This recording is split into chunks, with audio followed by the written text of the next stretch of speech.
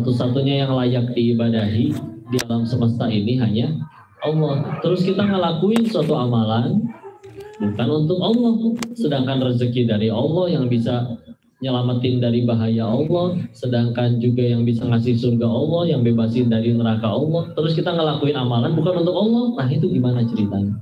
Ya. Karena nanti kita ibadah tuh ya kebagi nih, ada yang sah, ada yang diterima.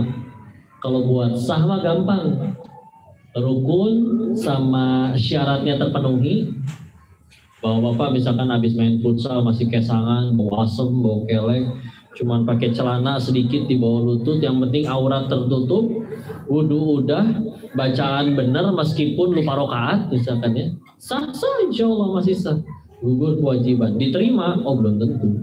Apalagi sepanjang sholat mikirinnya cicilan, apalagi tetangga ya, kumaha ya. Kalau pengen diterima, ya tadi ya, ada dua syaratnya. Satu, niatnya benar, caranya benar. Ulangi, apa? Satu? Dua? Dan ini mesti dua-duanya, Bu. Nggak boleh salah satunya. Ini kenalin bidadari saya. Kenal nggak, Bu? Iya, Teh Yumna. Saya Teh siapa? Teh Kota. A-nya Teteh. Enggak. Ngiring sholat ya, Bu. Nah, ini rumahnya siapa? Bu Yanti. Makasih Bu Yanti. Ya.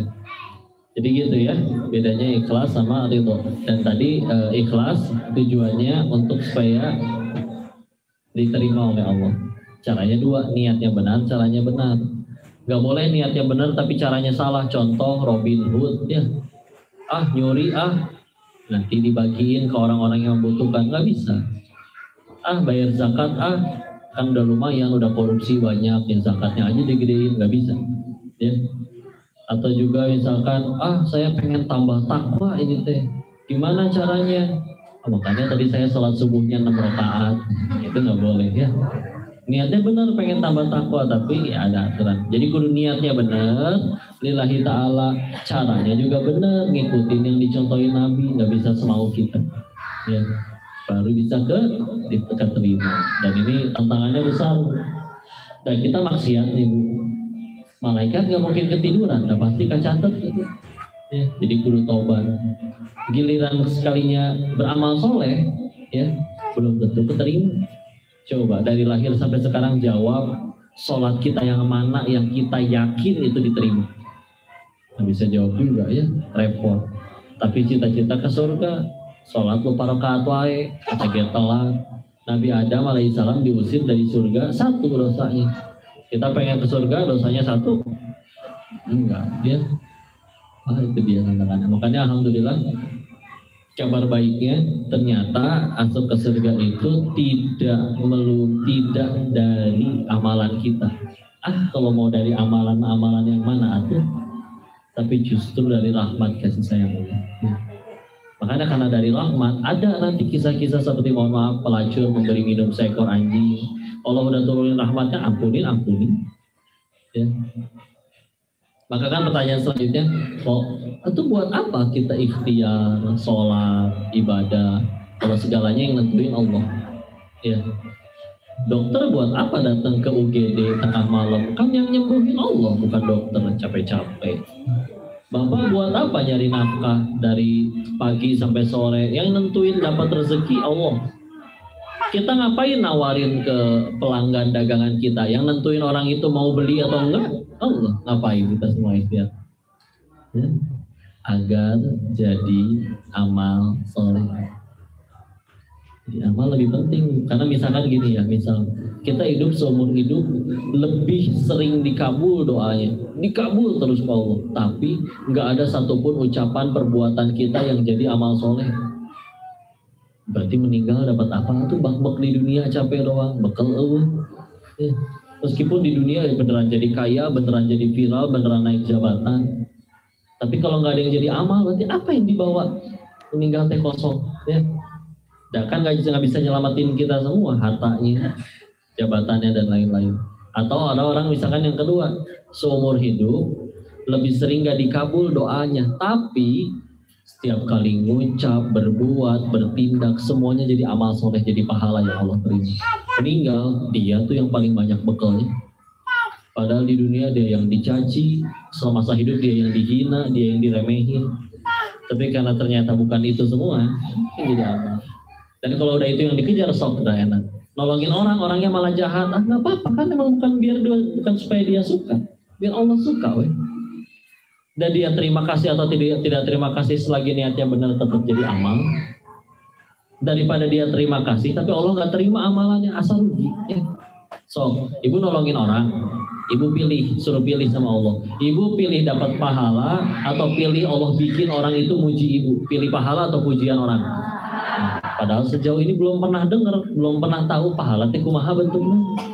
Apa kotak, apa jajar genjang, trapesium, nggak tahu. Ya. Tapi tadi iman yang jawab, ya Allah, aku pilih sesuatu yang ada di sisimu, bukan memilih sesuatu yang ya hanya makhluk. So, satu dunia muji kita sampai jeding itu bibir, gitu ya jadi apa-apa. Dan gitu kadang suka palsu. Ibu suka nggak dikasih uang 100 juta?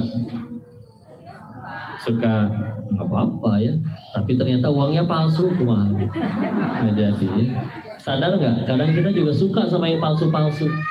Contoh, ketemu teman udah lama, terus dia berkata, ibu, setiap hari bertambah muda ya.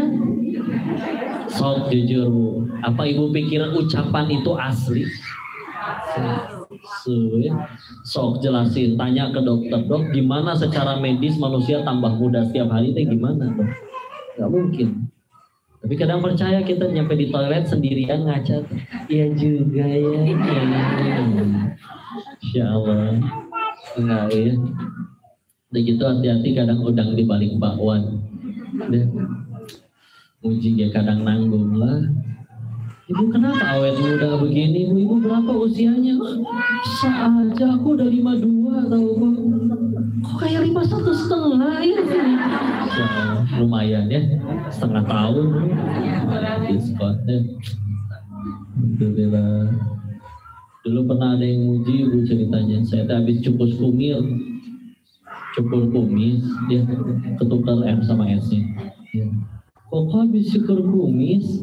Masya Allah terlihat 4 menit lebih muda. Apa beri 4 menit bisa? Allah, ini Injo, apa ya? Kalau yang gitunya saya baru aneh. Siapa namanya? Giska. Panggilnya Giska. Setahun ada? 10 bulan sing jadi soleh. Insya Allah.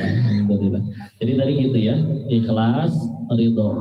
Apalagi misalkan nikmat sama musibah mau dibahas juga. Ya, kadang pertanyaannya gini ya. Jadi hidup saya teh azab, ujian, apa nikmat, apa musibah? Ya. Karena kalau kita tidak lurusin makna masing-masingnya, nanti susah. Pantesan kok ada orang yang perasaan dia uangnya, gajinya lebih banyak dari saya, kenapa? Lebih stres, lebih depresi.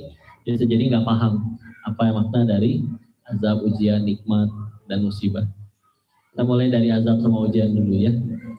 Kan biasanya namanya kepahitan, entah itu yang kepahitan secara fisik, ibu jatuh, kepleset, kadupak, sakit, opname, apapun itu ya.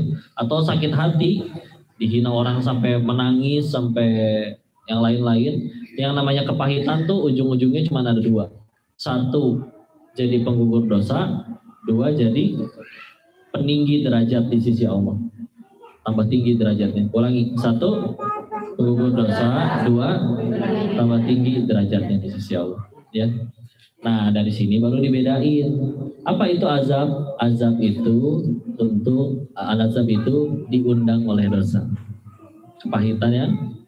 Atau kadang nggak melulu kepahitan, ya kayak Fir'aun tuh dikasih kaya melulu nggak sakit-sakit ya, ternyata istidraj juga, azab juga ya. Jadi pokoknya azab itu sih memang asalnya diundang dari dosa. Memang biasanya sesuatu yang kita nggak enak ya, karena kan tujuannya apa tadi untuk gugurin dosa. Jadi kalau ada orang bikin dosa terus kena azab ya, mata biasa ngintip tahu-tahu bintiteun gitu ya, atau lisan suka menghina orang, tahu-tahu sariawan 10 gitu ya, misalkan ya. Misal, jadi itu teh azab teh bukan Allah benci, tapi ditolong, lumayan gugurin dosa. Ya. Coba kebayang seumur hidup bikin dosa tanpa pernah Allah gugurkan selama di dunia, semuanya ditanggung setelah kematian tanpa kita belum sempat tobat, repotnya. Ya. Jadi kadang justru lebih beruntung orang yang 10 koruptor yang ditangkap cuma 1, ngambek dia awalnya. Kenapa teman saya yang 9 gak ditangkap? Tapi setelah ditangkap itu beberapa tahun kemudian dia jadi tobat, jadi kenal Allah. Bisa jadi gara-gara itulah dia jadi diampuni, entar meninggal di hadapan Allah. Sempat tobat, sempat digugurkan dosanya. Daripada yang temannya 9 korupsi berhasil terus sampai akhir hayatnya tanpa pernah terjungkal, tanpa pernah ketangkep. Oh, lebih repot. Ya. Jadi azab itu bukan tanda Allah benci ya. Jadi kalau misalnya nonton film azab ya. Saya ada PR renungan ya, saya tanya ya, Bu, di Jepang itu kan banyak film porno, Bu. Karena ternyata di sana itu banyak orang yang nggak mau nikah. Kalau misalkan di Korea, nah itu ternyata di Korea banyaknya drama romantis. Karena di sana itu banyak yang pengen cerai, jadi dibikin pernikahan teh indah bisa di situ teh. Nah kalau di Indonesia coba, kenapa banyaknya film azab? Nah, jadi PR ya, Masya Allah. Jadi gitu tadi ya, azab diundang oleh dosa. Dan sekali lagi, bukan karena Allah benci. Ya, gugurin kesalahannya. Kalau ujian, tujuannya kalau yang satu tadi untuk gugurin dosa, kalau yang ini gunanya ujian itu untuk meninggikan derajat. Jadi kalau misalnya kita lihat yang para nabi, nggak bisa kita berkata itu nabi banyak dosanya sih, makanya diazab. Oh, nggak bisa. Padahal kepahitan mereka lebih berat tuh. Sekedar lelah mendakwahi umatnya, dicaplok ikan paus, Nabi Yunus alaihissalam. Kita mah pernah ninggalin sholat sengaja, dicakar kucing enggak? Ya. Ada yang dibuang oleh saudara kandungnya Bu ke sumur. Ya. Tapi apakah jadi hina? Enggak, itu mulia juga ujung-ujungnya. Ya. Jadi untuk tinggiin derajat kepahitan mereka itu. Nah paling kita nanya nih, kok berarti kepahitan yang saya alami ini gimana caranya untuk mengetahui ini teh untuk gugurin dosa atau untuk tinggiin derajat? Lihatnya gimana? Lihatnya salah satu caranya, lihat kalau buat gugurin dosa biasanya pahit pisan, perih luar biasa. Ya. Tapi kalau buat untuk tinggiin derajat, meskipun kata orang itu orang kok ujiannya parah banget, memang namanya ujian, dia ini biasa, udah. Ya. Ada gitu nabi pundungan, kalau jadi nabi diuji lagi gitu, itulah ya Allah, enggak kan? Tetap pahala banyak, dosa terampuni, tetap jadi orang baik. Ngapain sih ngejar apa sih mereka itu? Ujiannya lebih parah juga tetap aja gitu, nggak ada yang ngambek sama Allah, pundung sama Allah.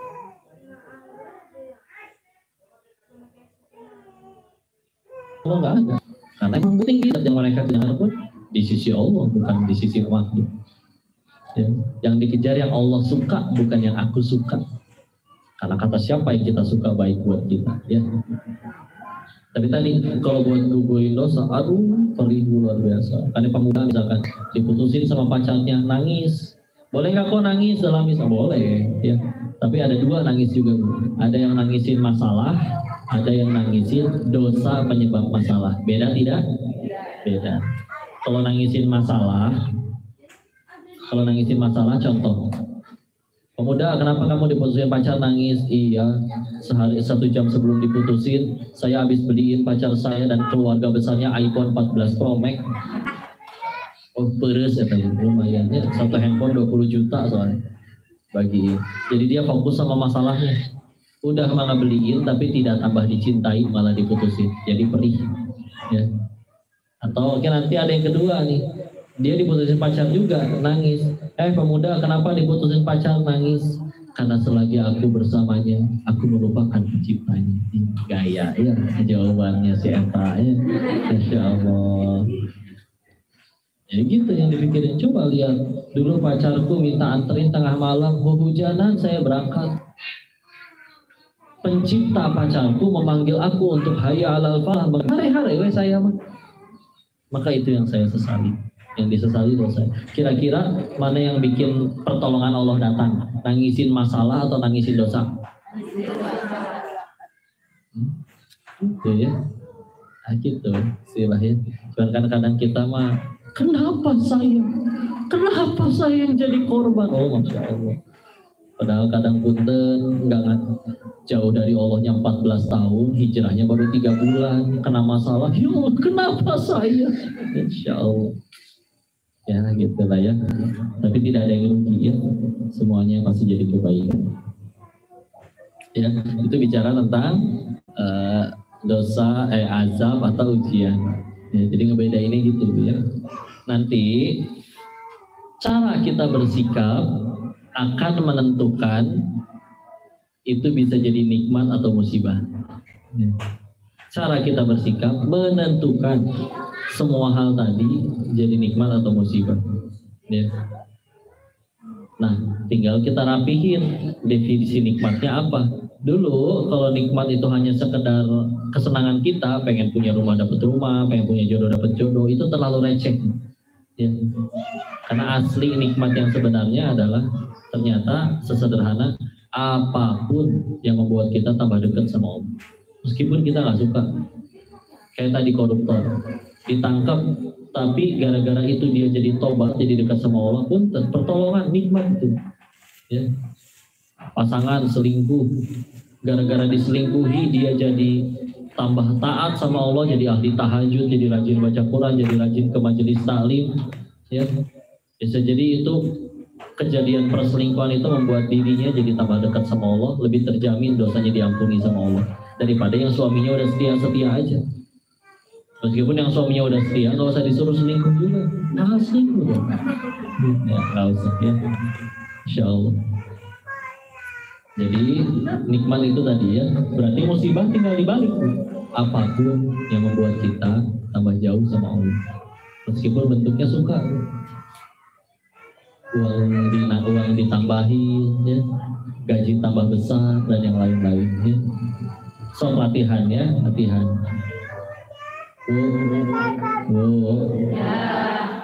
Misalkan ibu di WA sama suaminya, is istri, bukan is namanya, istri, dipanggil is. Ya. Ada apa suami? Begini is, uang belanja dinaikkan ya 20 juta. Kita dulu belum beres is 20 juta setiap pekan. Wih, gampang nyenengin ibu-ibu Pak ya. Tinggal dikasih khayalan aja mereka udah kasih bahagia ya. Insya Allah, makanya suka gombal dan suka drama ya. Ya bohong drama deh Bu ya. Insya Allah. Maka Ibu saya tanya, uang belanja naik 20 juta per minggu, nikmat bukan? Ayo ujian. Ulangi, nikmat bukan? Kapan bisa jadi nikmat? Nanti kalau kita gunain jadi jalan tambah dekat semua. Semenjak uangnya tambah banyak, dia tambah rajin sedekahnya, tambah banyak wakafnya. Coba kalau uangnya tambah banyak tapi dipakai maksiat, masa nikmat? Tambah banyak, berarti kan nambah siksaan nanti kalau nggak ditobatin. Punten ya, ada orang pengen maksiat bisa nggak jadi karena nggak punya duit.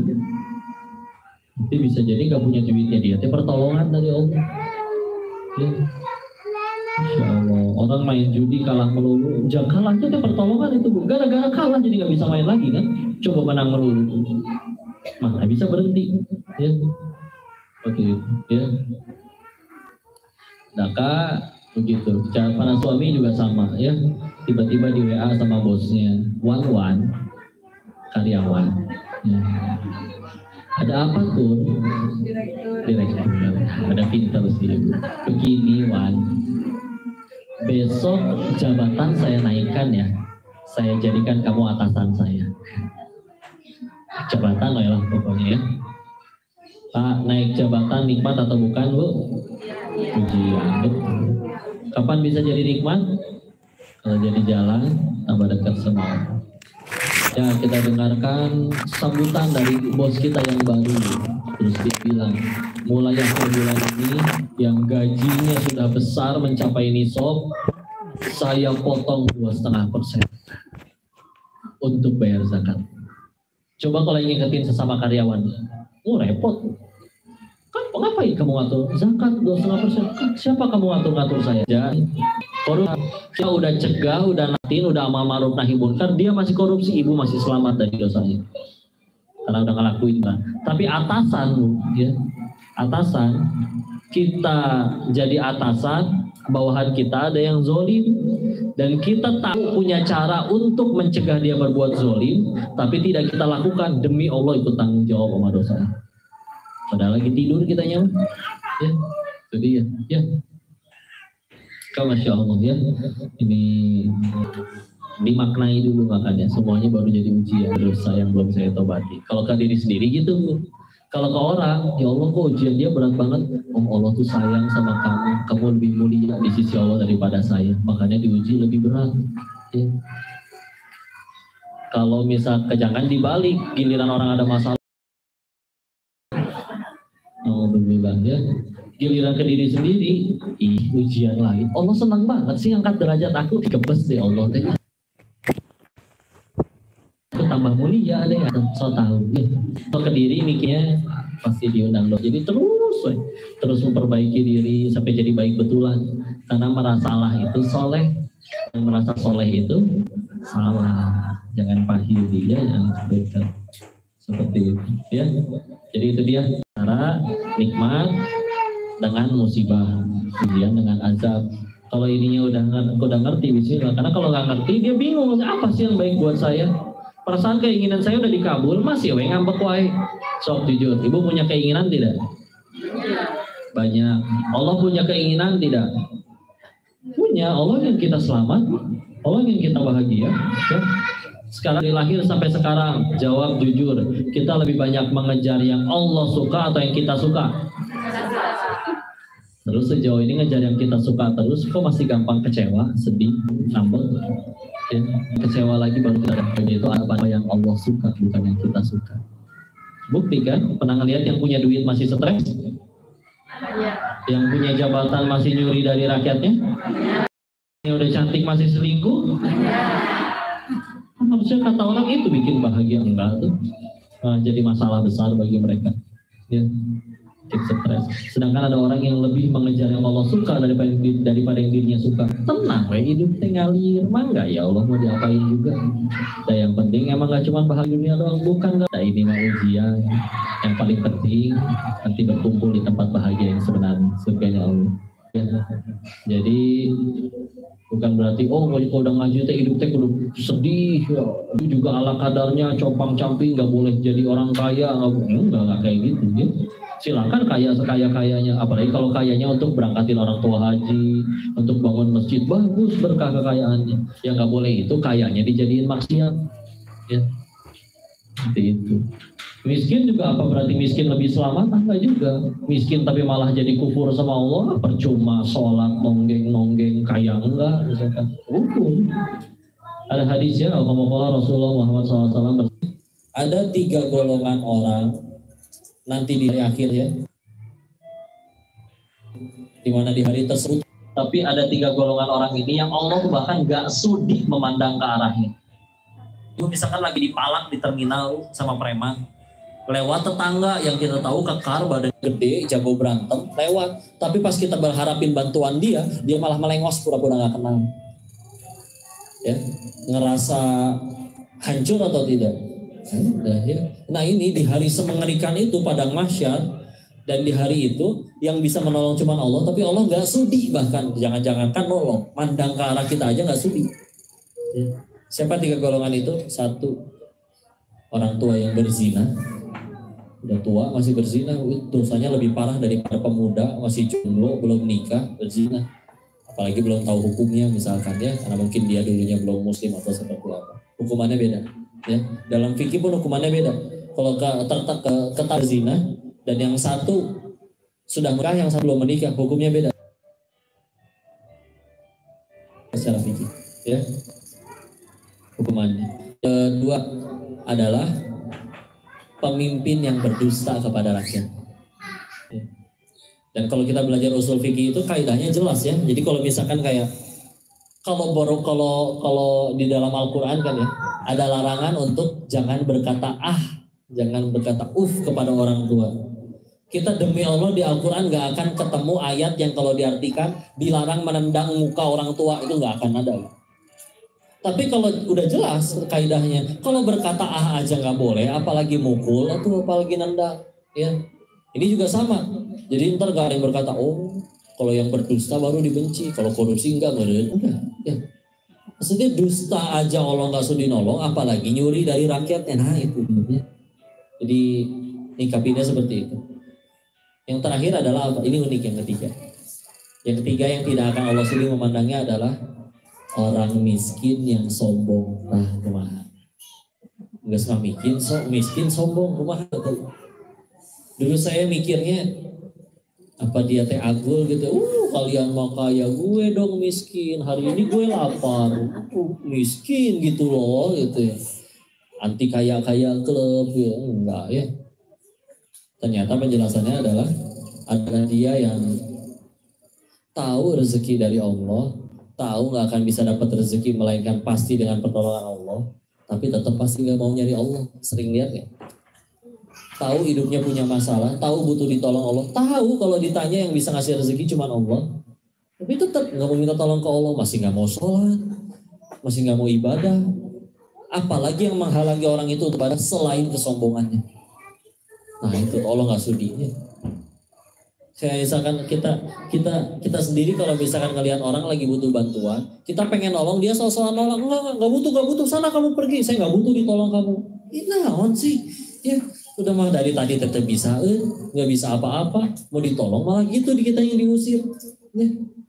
Ya udah tuh ya, udah bilang, ya.